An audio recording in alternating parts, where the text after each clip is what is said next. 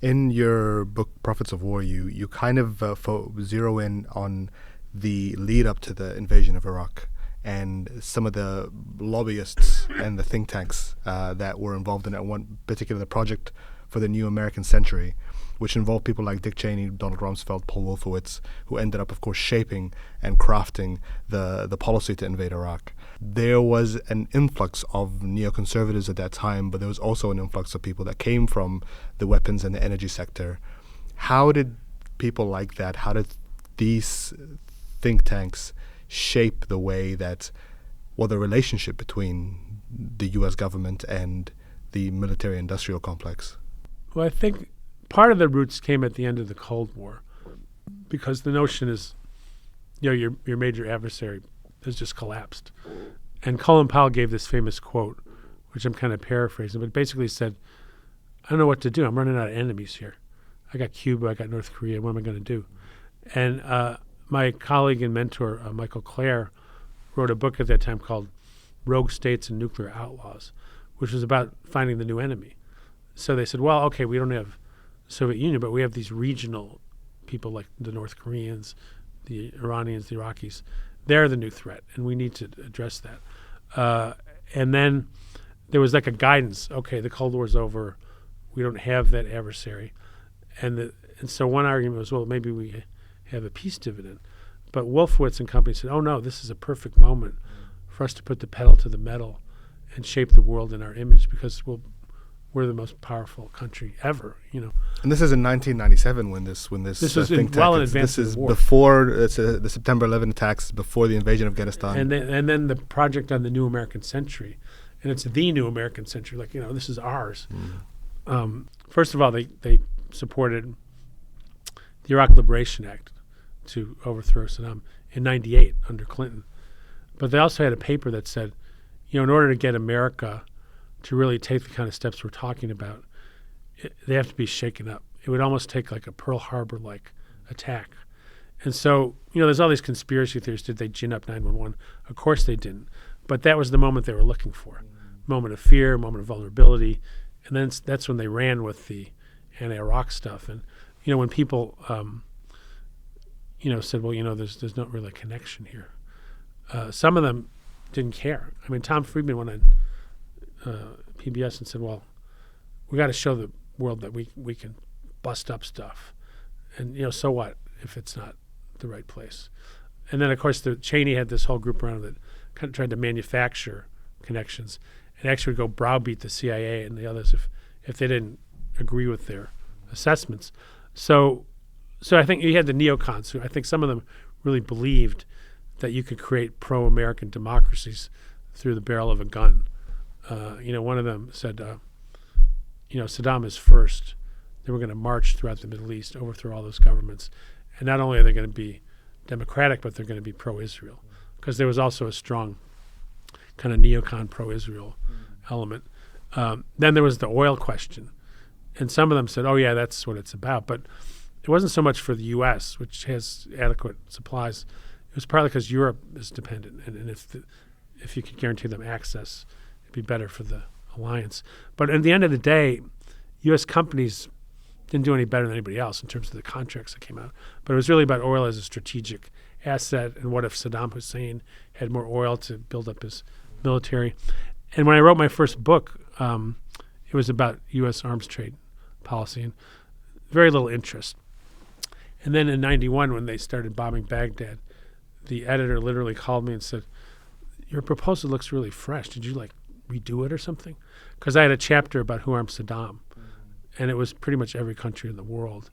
And of course, the U.S. was viewing them as a, kind of take Iran down a peg during the Iran-Iraq War. And Rumsfeld did this famous handshake with Hussein because they, while he was more secular, they could do business with him. They turned a blind eye when he was using chemical weapons against the Iranians. And even when he went into Kuwait, our ambassador, at least by one report, said, well, that's your business. So then, then they pushed back, and they really, I don't really like this kind of analogy, but they helped create the problem that they then were going to turn around and try to solve. And of course, it was all going to be by force. And in the short term, it looked like, oh, well, they drove them out of Kuwait. Other people paid for it. America is back. It was like they had this thing called the Vietnam syndrome, where people seeing the disaster in Vietnam did not want to support intervention. And so all the establishment, oh, okay, this will put that in history. And it shows that we know what we're doing. But Andrew Bacevich, who has been affiliated with us, wrote a book about the sort of the greater Middle East wars. And the war didn't end. It became sanctions, which in some accounts may have killed as many people as bombing. And so it was just the spark for this long war that's still going on. And the people who advocated for it the most, the John Boltons of the world, not only are not being held accountable, they're being put forward as people we should listen to. There was literally a day where John Bolton had op-eds in the Washington Post and the New York Times on the same day, pushing the same tired arguments that had already been proven wrong.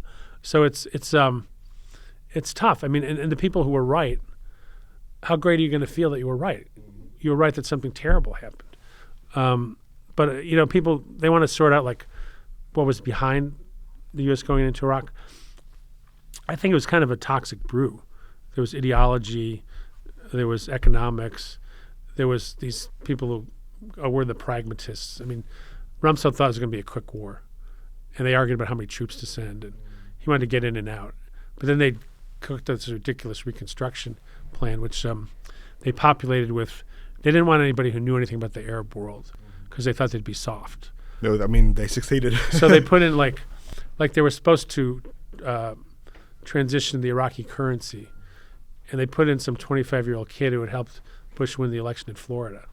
So it was really, it was one of the most incompetent and damaging wars that the U.S. had ever engaged in. And if anything, I think George W. Bush gets a little bit of a pass because he's not Trump. He wasn't as hateful on immigration stuff. And now, and I can't even, my mind is blown, but he's a big supporter of veterans, which it's fine, he should be. But he also helped create those veterans through his policies. Yeah. Well, now Dick Cheney and his wife are campaigning for Kamala Harris against Trump. If you believe in counting the votes, all is forgiven, Or when Henry Kissinger passed, there was a lot about his ability to play the strategic chessboard and great powers against him, and neocons actually hated him because he wanted to talk to countries.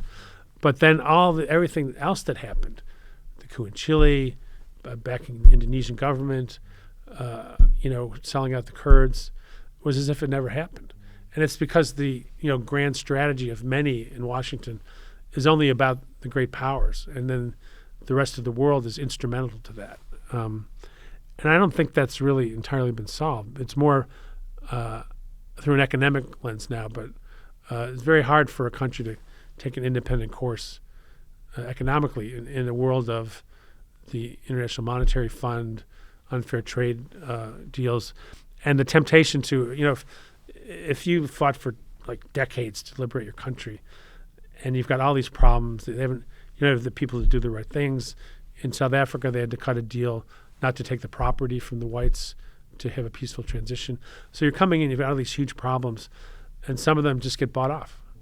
It's like, well, I've sacrificed, it's time for me. And then you lose that link with the people that you would need to build a better society that would show that there's a better way. So it's very challenging, but I think